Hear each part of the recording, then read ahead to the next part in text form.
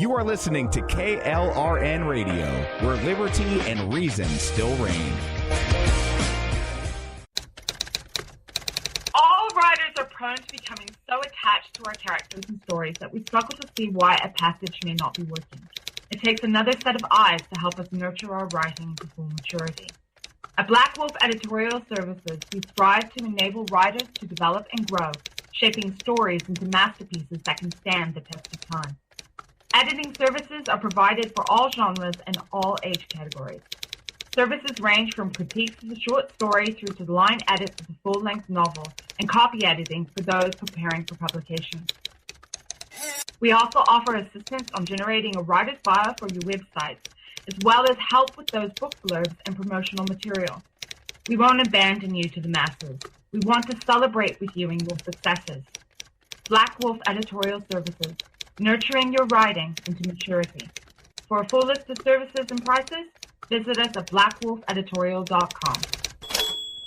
Individuals and businesses with tax problems, listen carefully. Do you feel like you're losing control over your finances? If you owe over $10,000 in back taxes or have unfiled tax returns, we can help you take back control. The IRS is the largest and most aggressive collection agency in the world, and they can seize your bank account, garnish your paycheck, close your business, and file criminal charges. Take control of your tax problems now by calling the experts at Tax Mediation Services and take advantage of the Fresh Start program and new laws that may allow us to negotiate a settlement for the lowest amount possible. Our team of tax attorneys and enrolled agents can stop collections and get you protected so you can take control of your financial future. Tax Mediation Services is accredited by the Better Business Bureau. Call now for a free case review and a price protection guaranteed quote. Call Tax Mediation Services now at 800-610-9050. That's 800-610-9050. 800-610-9050.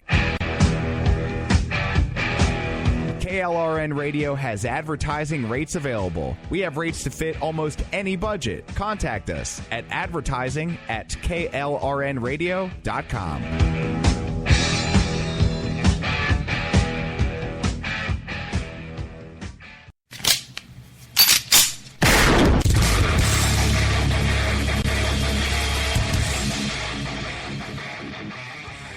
This is Slickery Trigger for Rebel Road Tactical.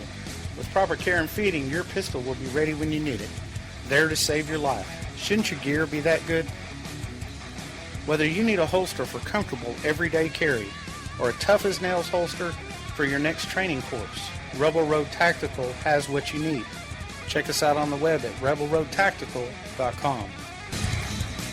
Tired of paying outrageous prices for Viagra? Well, we have great news for you. Now you can finally get Viagra at huge discounts. Healthy Man allows you to save up to $500 on Viagra. Why pay U.S. pharmacy prices of $15 per pill or more when you can get Viagra for less than $3 a pill? Call today and get 40 Viagra pills for only $99. This can cost as much as $600 at your local pharmacy. You can't afford not to call us. If you want Viagra at the lowest prices, never pay $15 a pill pharmacy prices again. Get Viagra for less than $3 a pill. Call 1-800-516-7602 today and save up to $500 and get 40 pills for just $99. Healthy Man is fast, easy, and affordable. Operators are waiting at 1-800-516-7602 to take your call right now. Call 1-800-516-7602. That's 1-800-516-7602. Again, 1-800-516-7602. We believe in the American way, and we built this country called the USA, and we fly our flag because we're proud and free, we're Americans. Red, white, and blue is our way of life. We never back down from a challenge or a fight. Nature provides, God gives the rights, we're Americans. We fish the waters and we hunt the lands. We forge the steel with our own two hands. With what we've got, we do the best we can. We're Americans. It's time now for the Conservative Curmudgeon Radio Show on. Good evening. So glad to be back. It has been a pretty hectic summer for me, but back to normal work hours finally, so we can get some things hammered out and get back on to schedule here. Hated to be away as much as I was this summer, but so glad to be back in the saddle now. Some programming notes you might want to take measure of here. Following me tonight on KLRN, our rockin' new home, the mothership, if you will. On KLRN, we're going to have Michael Loftus. Fantastic, funny guy. Lots of common sense stuff rolled in with a great sense of humor, soaked in sarcasm, and you just don't want to miss it. It's good stuff. And I am proud to be in front of him, warming you up with just pure bitterness, if you will. Because then you can just let it all loose with Michael. It's great. You'll love it. Trust me. Stay tuned and find out. And then after Michael, Jesse's POV will be on. And then a little later tonight, it's Wednesday, so it is America Off the Rails with the rowdy one, Rick Robinson. And, man, that is a full Wednesday night. And trust me, it's still summer season on the TV. TV sucks in the summer. Just stay tuned right here. You're going to enjoy your night. I promise you. All right. That being said, we got a lot of stuff to cover tonight. As usual, I am over-prepared with notes and probably under-prepared with delivering them. And Mr. Producer's on the other end of the line. I don't know if he's actually listening or not, but if he is, I hope he throws in some punchline stuff for me here and there. Okay, he's listening. I see the humor. Not bad. Not bad. All right, so let's take off here. Imagine that you and your family have been facing some health problems. And you have insurance, and you've nearly reached your out-of-pocket maximum. And once you reach that point, that's when your insurer will foot the bill for everything else after that point. You know, you gotta make your minimum, and then they cover everything after that. But then, your state's Obamacare co-op fails. And you have to switch plans in the middle of the year and begin making those payments all over again. For far too many Americans, this is not an imaginary situation. This is exactly what happened to Americans in Ohio and Illinois as the latest batch of Obamacare co-ops became financially insolvent. And it's going to continue to happen as long as federal officials believe they can successfully control healthcare choices of the American people. Enough is enough. The bureaucrats in Washington can't make healthcare decisions for you or me or insurance providers. The Supreme Court, not the Constitution, has granted them this power. And there's only one way to take it back. Well, there's actually more than one way, but the way we're going to just quick touch on here is an Article 5 Convention of States. The other way is a lot harder, so we're not even going to go that route. A convention of states can reverse activist court decisions like the one that actually rewrote and legalized Obamacare, or the Affordable Care Act, if you will. A convention of states can clarify Washington's limited role in the American society and force them to adhere to the will of the people and the states. Keep that in mind, because we're going to shift gears a little bit, but we're staying on the main topic, and that is the failure of Obamacare and its co-ops. Now, not to toot my own horn, especially since I'm not the only one who's been doing this, but since 2009, I've been warning people that this healthcare law would eventually collapse and that it would never work and that people should avoid it at all costs. From the onset, I had serious concerns about the Affordable Care Act. You had the situation where the doctors that were part of Congress that the American people had voted in, especially on the Republican side, were shut out of the debate by the Democrat majority at the time. Since then, we've seen premiums and out-of-pocket expenses skyrocket for American families, just like yours and mine. This law, a law that was supposed to help expand access to health care coverage, has cost many families the health insurance plans they already had and felt fit their needs perfectly. And many have been forced to change doctors on top of that because of network restrictions. Perhaps the most predictable failure of Obamacare is the collapse of the consumer-oriented and operated plans, or the co-ops, which have cost taxpayers more than $1 billion. And that's just last year, folks.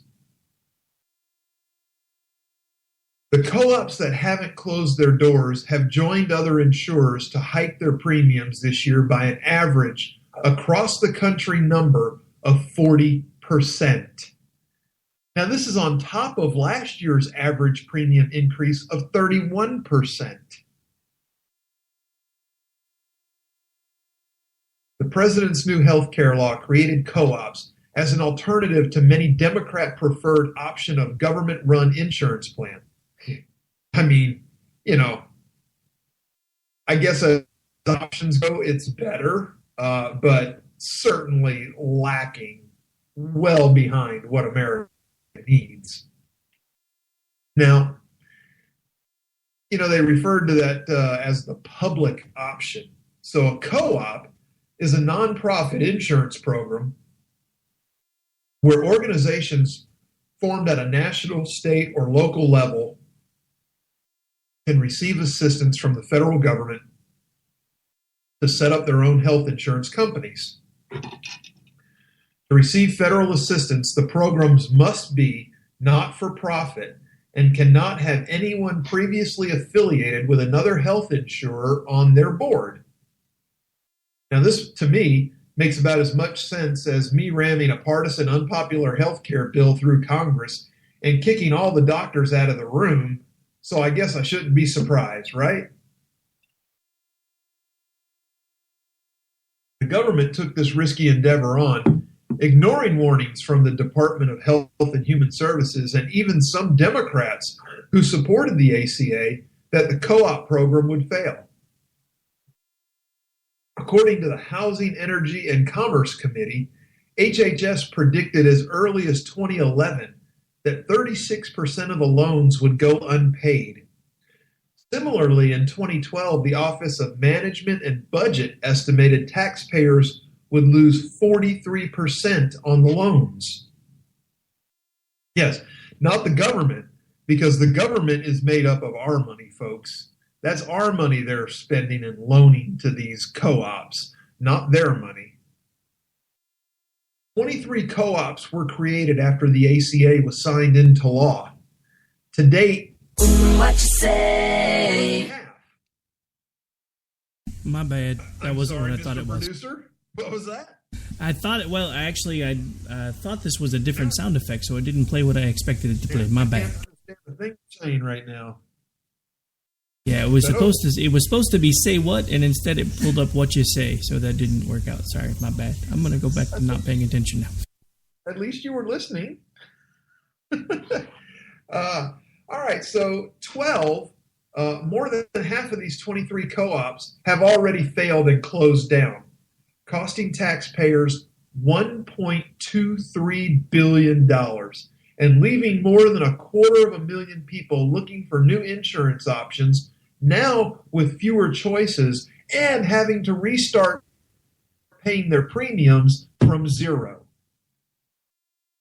This happened in the state of Tennessee when Community Health Alliance went belly up, leaving roughly 27,000 Tennesseans without coverage for 2016. Community Health Alliance offered artificially low premiums after the overwhelmed co-op stopped selling new policies in January and the following summer asked for a double-digit premium increase for 2016. It ultimately decided it was unable to handle the volume of consumers. And in the wake of the months of uncertainty, they shuttered it down. Ironically, This came after about 16,000 Tennesseans were left searching for insurance coverage because Cover Tennessee, a program that helps small businesses and self-employed Tennesseans purchase insurance, was canceled because the program did not meet the minimum coverage requirements set by the president's health care law. So now you've got 27,000 plus 16,000. Quick math, everybody. Yeah, that's right, 43,000 people. I've heard some make the argument that the lack of Medicaid expansion and not the failed co-op is what left Tennesseans with fewer insurance options. But Tennessee learned a lesson about expensive failed Medicaid expansions through their experience with TennCare. Now, think about this, okay? Tennessee has a balanced state budget. And TennCare, the state's Medicaid program, crippled that budget. Nearly 300,000 people were cut from the program a decade ago to keep it financially viable. And TennCare is now one of the most restrictive health care plans in the U.S. It limits how many medications patients can receive. What if you need more than 5? Well, tough. What brands you can purchase? What if there's no generic, but your name brand medication isn't covered? On TennCare, that's just too damn bad. And what doctors they can see. You like your doctor? Well, screw you. You can't keep your doctor. TennCare's payments to physicians are lower than the rates paid by Medicare to private insurers. So many providers have opted out of accepting the program and no longer see TennCare patients. Tennessee Governor Bill Haslam worked tirelessly to find a path to provide Tennesseans with better health care coverage choices, but the Obama administration restricted his options. Further, many Tennesseans are rightfully concerned about the strings that could be attached to a Medicaid expansion. One of the most significant concerns of working with this administration is the lack of trust that it will follow through on any commitment it makes. Because we all know that Obama, just like Hillary, will say anything to appease somebody and then do nothing to carry that promise through. Simply put, as Obamacare continues to crumble, there are no good options under the president's health care law for states. I believe we'll continue to see the negative effects of Obamacare, but I know that we as a country can and do deserve better. Importantly, the Republican majority in Congress showed repeal is possible by getting a bill repealing the worst parts of the ACA to the president's desk. But repeal efforts will not succeed until we have a new conservative-minded president.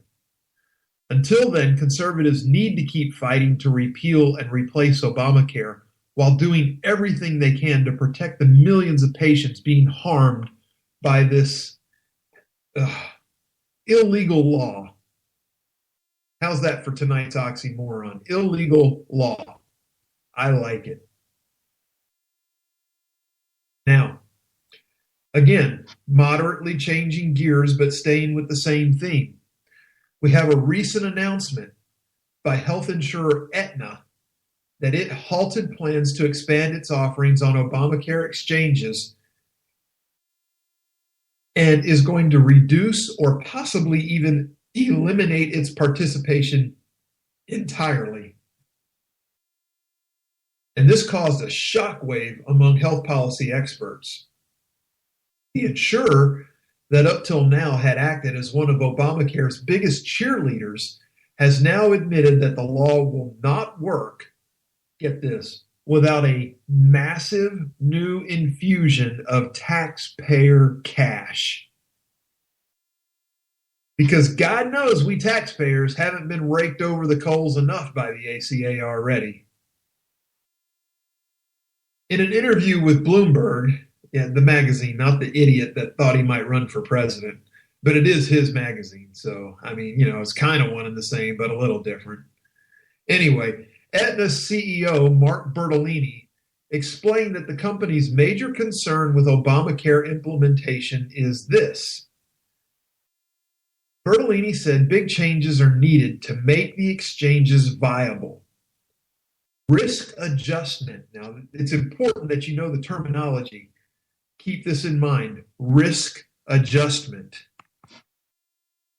A mechanism that transfers funds from insurers with healthier clients to those with sick ones doesn't work, he said.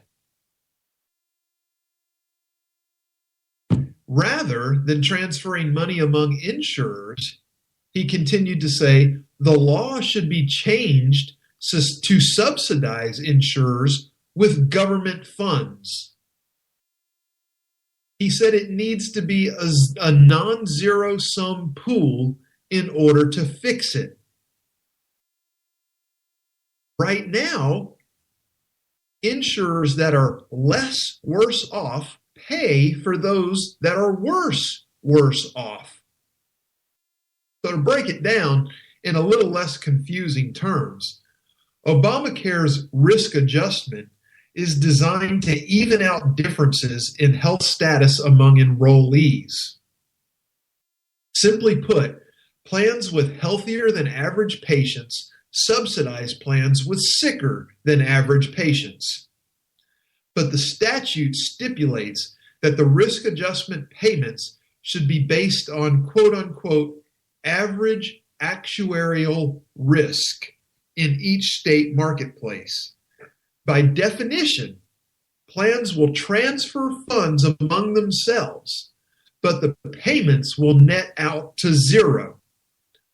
Risk adjustment, a permanent feature of Obamacare, should not be confused with the law's temporary risk corridor program, scheduled to end in December.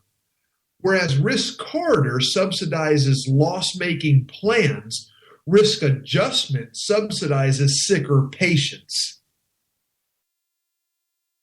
And while plans can lose money for reasons unrelated to patient care, excessive overhead or bad investments, for instance, insurers incurring perpetual losses on patient care have little chance of ever breaking even. That's the situation Aetna says it is finding itself in now.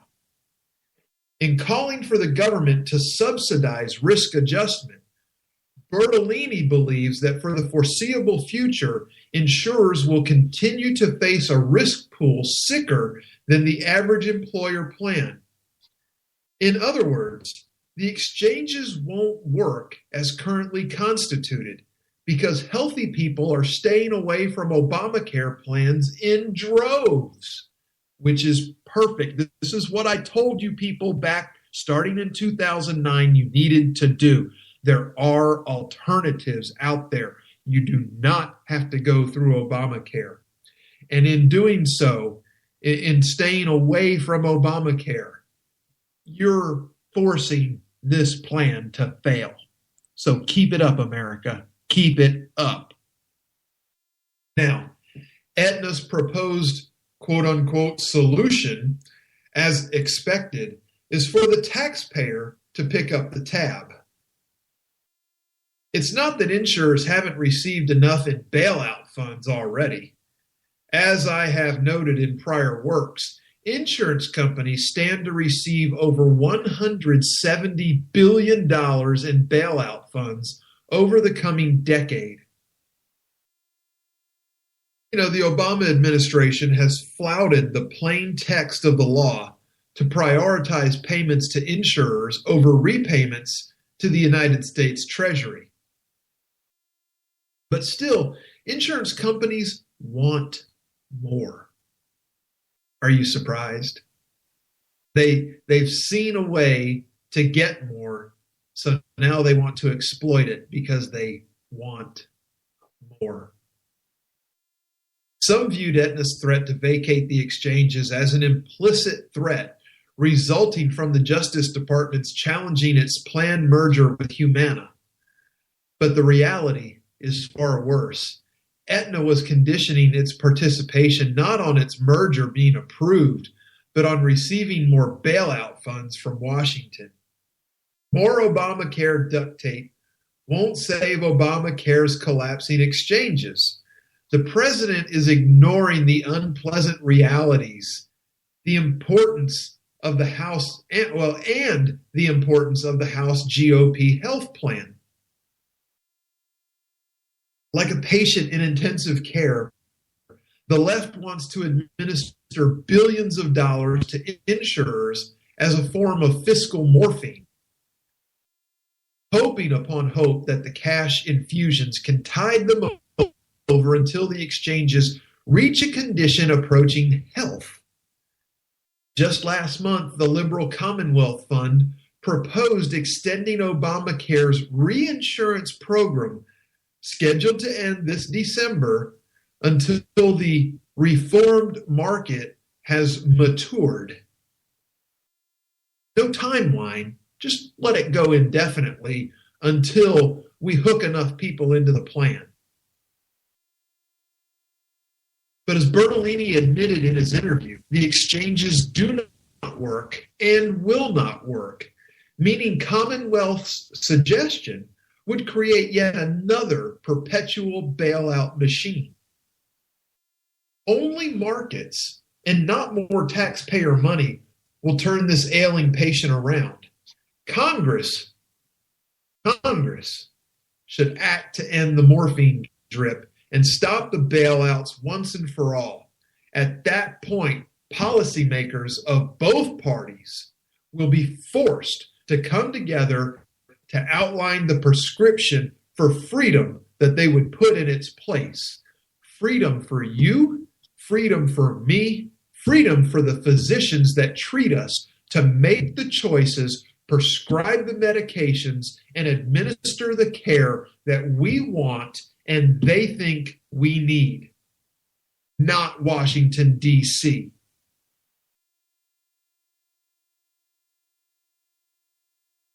Wow. Okay. And just in case you're out there thinking you want to raise Cain with me over this, maybe you agree, maybe you disagree, maybe you like it, maybe you don't like it, maybe you like me, maybe you don't like me. I don't really care. You're listening either way. But if you want to voice your opinion, the number is 405-648-4798. That's 405-648-4798. Now we're coming up on the bottom of the hour here, and I'm done with my ACA stuff, so I'm going to give Mr. Producer a second to queue up some commercials to get running here. And once we take the break, when we come back, we're going to change gears. We've dealt with the failings of the ACA, and we are going to shift gears hard, drop it down into fourth or fifth or overdrive, depending on what generation you're from. I don't really care. I've got a 411 positive traction rear end, so the tires aren't spinning, the rubber's going to grip, and we're just going to go when we get back. So sit still, stay tuned, and when we come back, it's time for more of Hillary's failures. We can't drop it into the fifth. I'm currently drinking it, just saying. Hey, that works too. Just don't drive. Oh, but ain't that you and me? Ain't that America? Something to see, baby. Ain't that America? Home of the free, yeah. You're listening to the Spark Radio Network, internet radio like you've never heard before. Innovation, creativity, and imagination are all said to begin with a spark. So fasten your seatbelt and take the ride of your life and listen for the spark.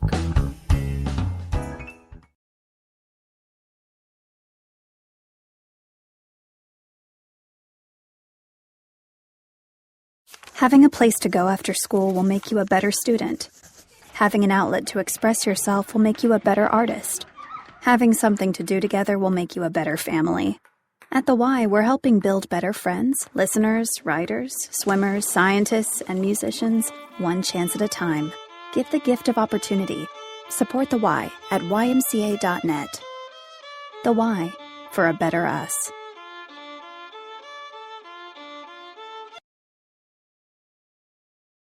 Individuals and businesses with tax problems, listen carefully. Do you feel like you're losing control over your finances? If you owe over $10,000 in back taxes or have unfiled tax returns, we can help you take back control. The IRS is the largest and most aggressive collection agency in the world, and they can seize your bank account, garnish your paycheck, close your business, and file criminal charges. Take control of your tax problems now by calling the experts at Tax Mediation Services and take advantage of the Fresh Start program and new laws that may allow us to negotiate a settlement for the lowest amount possible. Our team of tax attorneys and enrolled agents can stop collections and get you protected so you can take control of your financial future. Tax Mediation Services is accredited by the Better Business Bureau. Call now for a free case review and a price protection guaranteed quote. Call Tax Mediation Services now at 800-610-9050. That's 800-610-9050. 800-610-9050.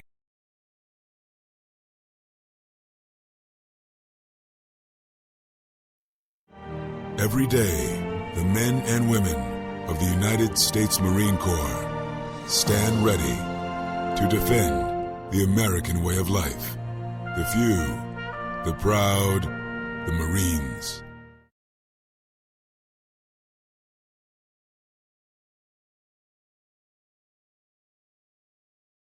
Is debt beating you down? You need discipline. You need the Debt Ninja. If you've been caught in a financial trap and need to be set free, then you need the Debt Ninja. Want to stop those harassing collection calls, start saving thousands in interest and fees, and get out of debt fast? Then you need to call the Debt Ninja. The Debt Ninja will find the best companies across the country that will help you consolidate all your bills into one easy payment, reduce your payments by 30 to 50%, and get you out of debt fast. If you have unsecured debt of $10,000 or more, such as credit cards, loans, or medical bills, call the Debt Ninja for a free 15-minute consultation. Call 800-826-1246. 800-826-1246. That's 800-826-1246. Call today. The Debt Ninja.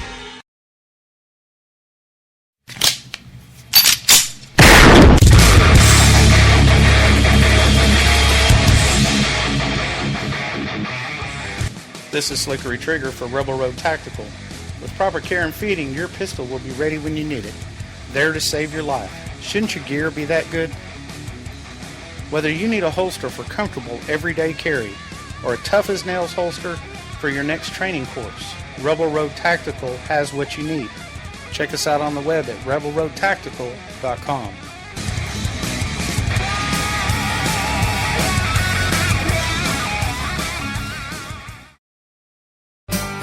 Oh, but ain't that America?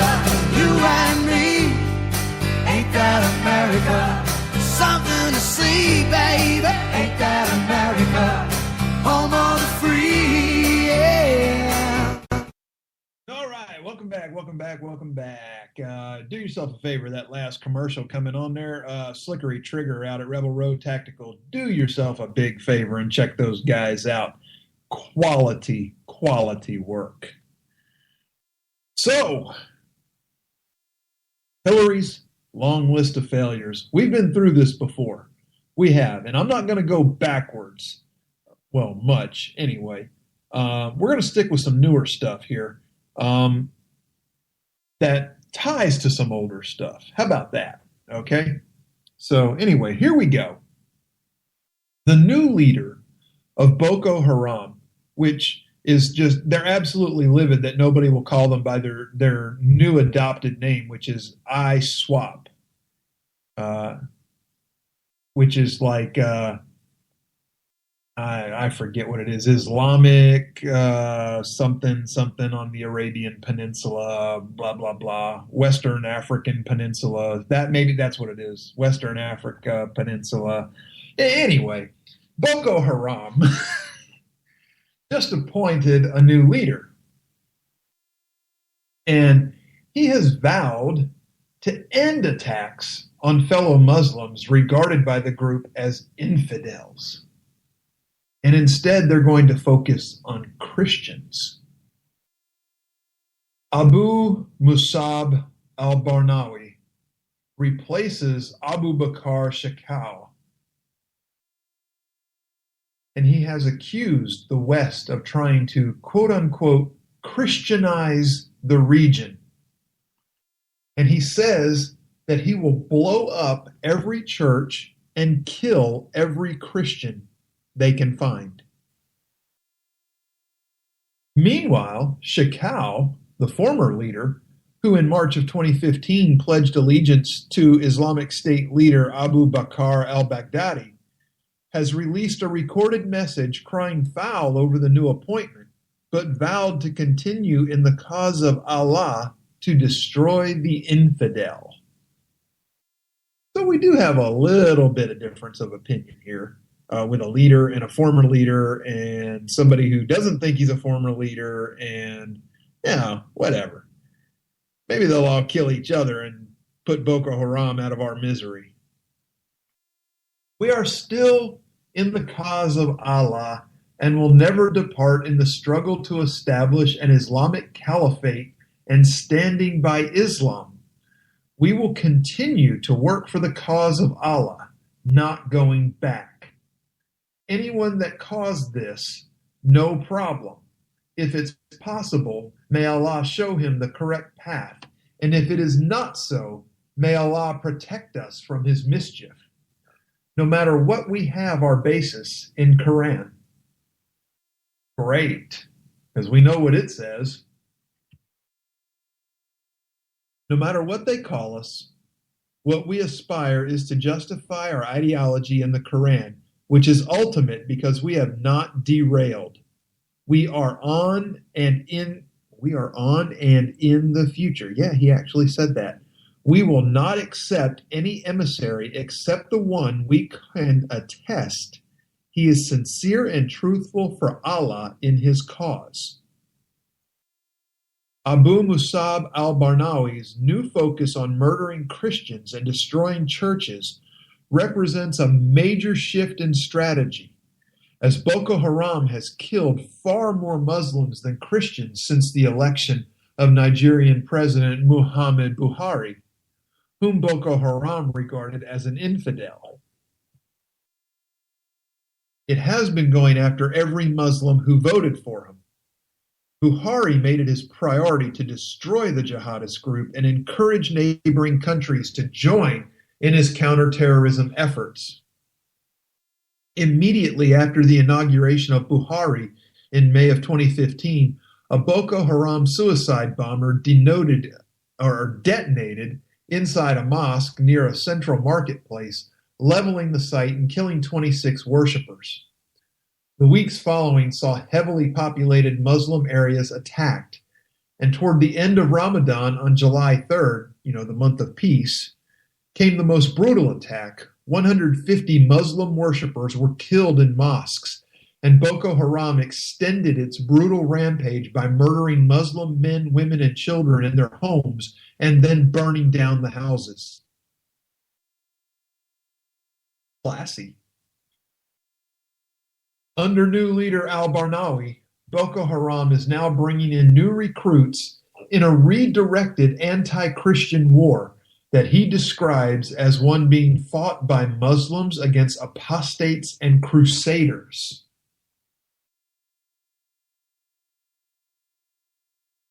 We will blow up every church and kill all Christians, said Barnawi. Where am I? I lost my notes. Hang on a second. Here we go. Yashaswani Sarawat of India Today said Nigeria's Boko Haram Islamic extremists have a new leader who is threatening to bomb churches and kill Christians while ending attacks on mosques and markets used by ordinary Muslims. Ordinary Muslims. Are those supposed to be what we would call moderate Muslims? I mean, I'm just trying to figure this out. They're alluding to something here, that there are different kinds of Muslims. I'm wondering what the other kinds are, excuse me. So we have ordinary Muslims.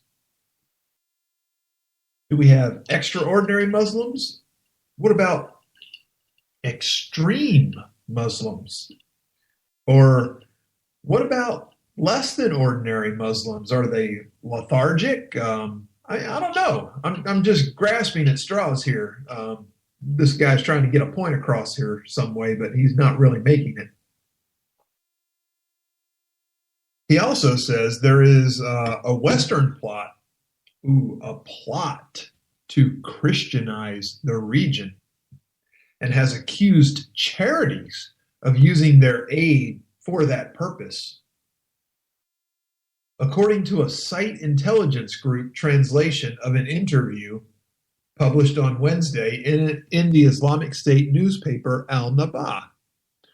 The newspaper identified Abu Musab al-Barnawi as the new wali, or governor, of its so-called West Africa province.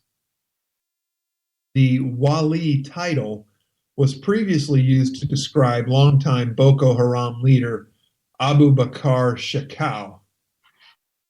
The report did not say what Shekau's current status was, although there have been rumors for weeks that he had been replaced. The interview with al-Barnawi indicates a major shift in strategy for the Nigerian extremists who have killed many more Muslims than Christians. Yes, repeating myself.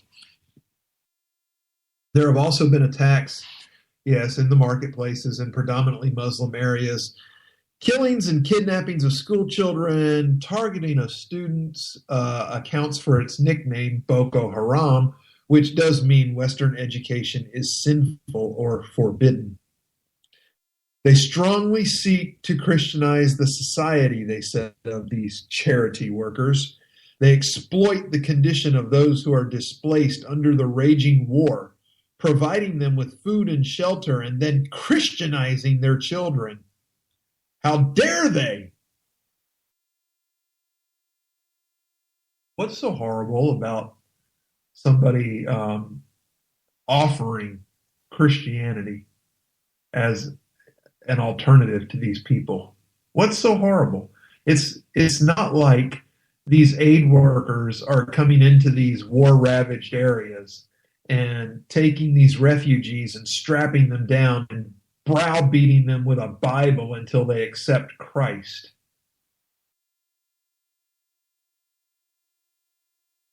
Al-Barnawi says the militants will respond to that threat by booby-trapping and blowing up every church that we are able to reach and killing all the Christians we can find from the citizens of the cross. Wow. So Boko Haram is now declaring war on Christians of any kind who come to their country. They're going to hunt you and they're going to try to kill you. Be careful if you're going. Be careful. Now, how does that tie to Hillary's failings? Well, I'm glad you asked, because we're about to get into it a little deeper here. Hillary, a few days ago, bleated like a goat, an old nanny goat, this statement: "We must stand up to terrorism." That hurts my throat to just try and even sound like her. But she said that in a tweet expressing outrage against Boko Haram. Again, this jihadist organization that has abducted hundreds of young girls in Nigeria.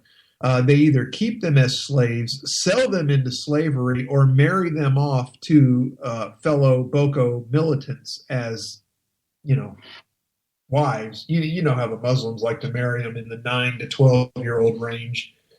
Wouldn't want anybody to grow up and get any ideas on their own, right? But yet when Hillary was actually in a position to stand up to Boko Haram's terrorism as Secretary of State, Mrs. Clinton instead protected this group. The State Department under Hillary Clinton fought hard against placing the al-Qaeda-linked militant group Boko Haram on its official list of foreign terrorist organizations for 2 years. And now, lawmakers and former U.S. officials are saying that decision may have hampered the American government's ability to confront the Nigerian group that shocked the world when it abducted hundreds of innocent girls in one fell swoop. While Mrs. Clinton now issues rude tweets, can't talk tonight, I'm sorry, folks. Her failure to mention that her own State Department refused to place Boko Haram on the list of foreign terror organizations in 2011 after the group bombed the UN headquarters in Abuja, the refusal came despite the urging of the Justice Department, the FBI, the CIA, and over a dozen senators and congressmen. The one thing she could have done, and the one tool she had at her disposal to head them off, didn't use. And nobody can say that she wasn't urged to do it. This, at its best, is gross hypocrisy by Hillary Clinton. Okay? The FBI, the CIA, and the Justice Department really wanted Boko Haram designated as a terrorist group. They wanted the authorities that would provide to go after them. And they voiced that repeatedly to elected officials. In May of 2012, then Justice Department official Lisa Monaco, now at the White House, wrote to the State Department to urge Clinton to designate Boko Haram as a terrorist organization. The following month, General Carter Ham, the chief of U.S. Africa Command, said that Boko Haram provided a safe haven for al-Qaeda in the Islamic Maghreb and was likely sharing explosives and funds with the group. And yet Hillary Clinton's State Department still declined to place Boko Haram on the terror watch list. Now, what happens when you get put on the terror watch list? I'm so glad you asked. See, when you get put on the terror watch list, it enables the government to use various investigative tools for law enforcement and intelligence gathering purposes against said group. It also squeezes the organization by criminalizing the provision of material support to it and the conduct of business with it. After numerous Boko Haram atrocities, Republicans attempted to force Secretary Clinton to designate the group or explain why she refused to do so. State Department heavily lobbied against this legislation. Only after John Kerry replaced Clinton and after a series of jihadist bombings against churches and other targets did the State Department finally relent and add Boko Haram to the terrorist list. The excuses now being offered in explanation of Clinton's dereliction are specious. Clinton's State Department claimed that Boko Haram was merely a local group with parochial grievances that was not a threat to the United States. Have a look, though, at the State Department's list here. Several of the listed groups are waging local terrorist campaigns that do not threaten the United States. The Basque ETA, the Libertarian Tigers of Tamil Eelam, the Real Irish Republican Army, etc., etc., etc. No need to go down the full list. Just know that there are more. A significant reason for having the list is to promote international cooperation against terrorism and discourage its use against anyone, anywhere. The fact that a terrorist organization may only have local grievances and may not directly imperil the United States has never, ever been thought a reason to exclude it from the terror list. Now, another rationale of Hillary apologists is that Hillary didn't want to raise Boko Haram's profile and assist in its recruiting. Excuse me. She's trying to use the Obama defense here that Guantanamo is an ISIS recruiting tool. Well, Hillary's now playing the card that putting Boko Haram on the terror watch list would help them recruit and would raise their profile. Absolutely ridiculous. The main point of having the list and the sanctions that accompany groups on the list that are designated as terrorist groups is to weaken the organization by depriving it of assets and material support. The logic of what Clinton supporters are claiming is that the U.S. counterterrorism law, much of which was put in place by the administration of her husband, President Bill Clinton, does more harm than good. Does anyone think they really believe that? What happened here is obvious. Although the commentary is loath to connect the dots because we know the mainstream media loves them some thunder thigh, cankle, pantsuit wearing, spasm in the neck having, horse teeth eating corn on the cob through a picket fence Hillary Clinton. Boko Haram is an Islamic supremacist organization. Mrs. Clinton, like the Obama administration, more broadly believes that appeasing Islamists, avoiding actions that might give them offense, slamming Americans who provoke them, promotes peace and stability. In Egypt, for a good example of how well this approach is working. Psst, look at Libya, too. Furthermore, if you are claiming to have decimated al-Qaeda, as the Obama administration was claiming to have done in the run-up to the 2012 election, the last thing you want to do is add jihadists to the terror list or beef up security at diplomatic posts in jihadist hotspots, or acknowledge that jihadists rioting in Cairo or jihadist attacks in Benghazi are something other than protest inspired by an internet video. Are you freaking kidding me? It's quite simple.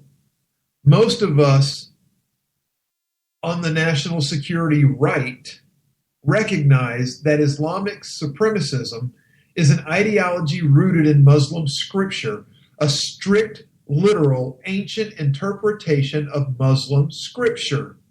Essentially, it advocates the adoption of Sharia, Islam's legal code and societal framework. It is not the only way of construing Muslim scripture. Well, that's obvious because we have ordinary Muslims, right?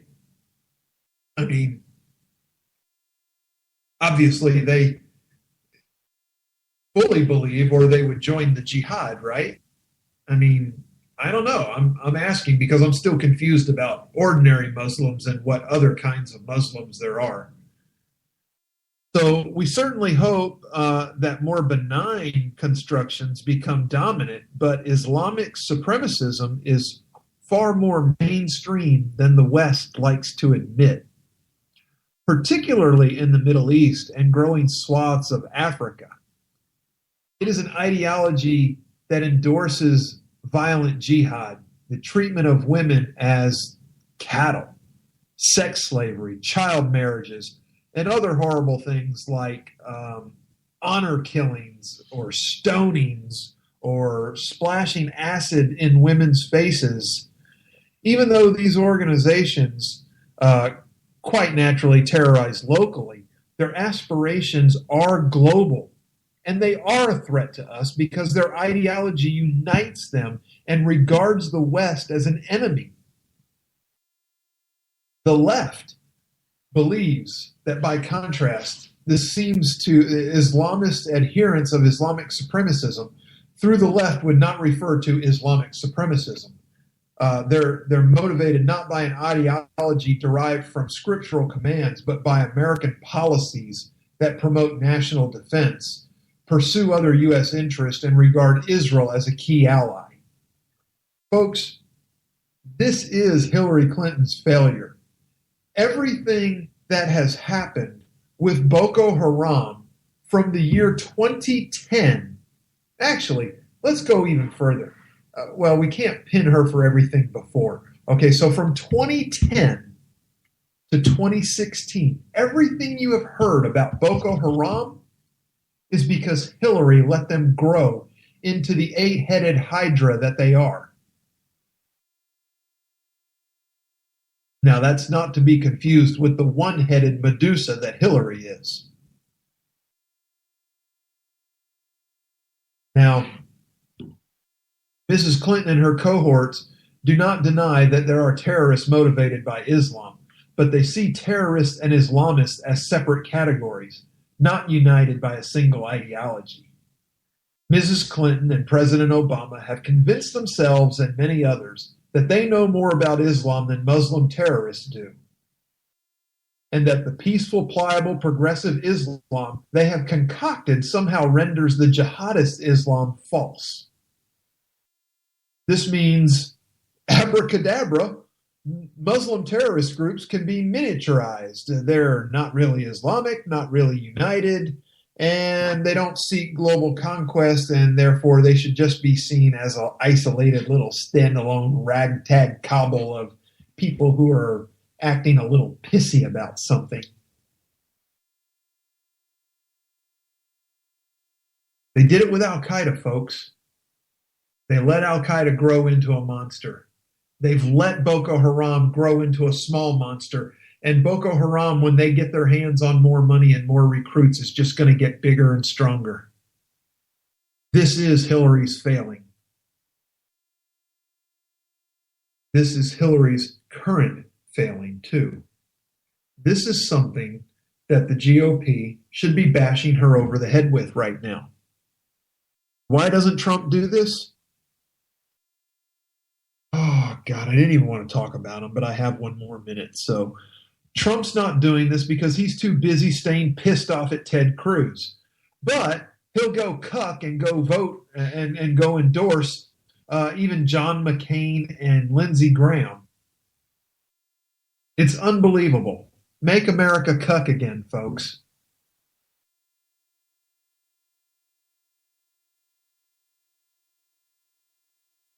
Coming up on the top of the hour here, want to remind you to stay tuned for the flip side with Michael Loftus. Funny, insightful, witty, dripping with sarcasm, dripping with funny too. That's funny. He's got a lot of stuff dripping there. But it's all good stuff. So do stay tuned. And after Loftus, stay tuned for Jesse's POV. And then later tonight, America Off the Rails with the venerable Rowdy Rick Robinson. Folks, I am your friendly neighborhood grouch, and as always, it has been a pleasure to be with you for the last hour. I hope you have a great rest of the week, and I will see you back right here on KLRN Radio next week. Thank you, and God bless. We believe in the American way, and we built this country called the USA, and we fly our flag because we're proud and free, we're Americans. Red, white, and blue is our way of life. Never back down. Having a place to go after school will make you a better student. Having an outlet to express yourself will make you a better artist. Having something to do together will make you a better family. At The Y, we're helping build better friends, listeners, writers, swimmers, scientists, and musicians, one chance at a time. Give the gift of opportunity. Support The Y at ymca.net. The Y, for a better us.